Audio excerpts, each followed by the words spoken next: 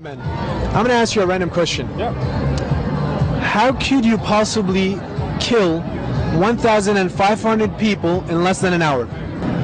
Gas? No. Chemical warfare, air raids. I can't. Unless you use some nuclear weapons. Less than an hour? A bomb? Why would you kill over 1,000 people? That's an awesome question. Do you know how Hitler was able to kill so many Jews in such a short amount of time? He used gas chambers. I think they had the chemical back then. Gas chambers.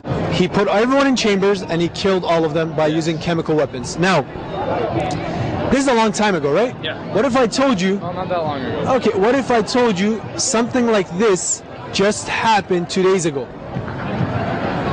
I'd say you're crazy. Huh? You're crazy. I'm crazy. Yeah. But it did. Wow. Where? Like the killing?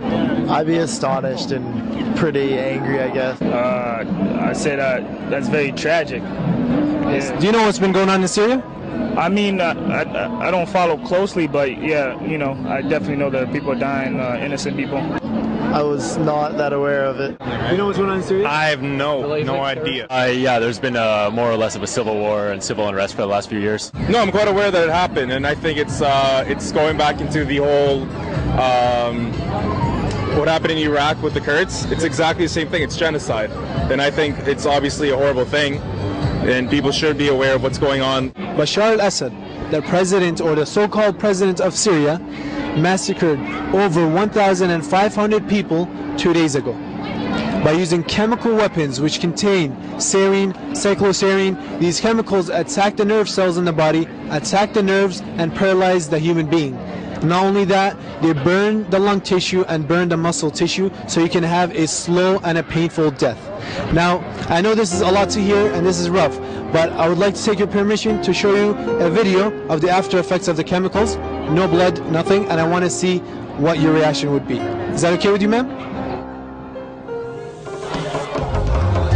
وحميت الثورة بدراعي قدمت الدم هدية صامت يا حمص شراعي واصل من الحرية وصفوا شعبك ظنوا مات يسطر بالدم حكايات أسطورة حجر وحارات من بابا عمرو للخلدية من بابا عمرو للخلدية من بابا عمرو للخلدية.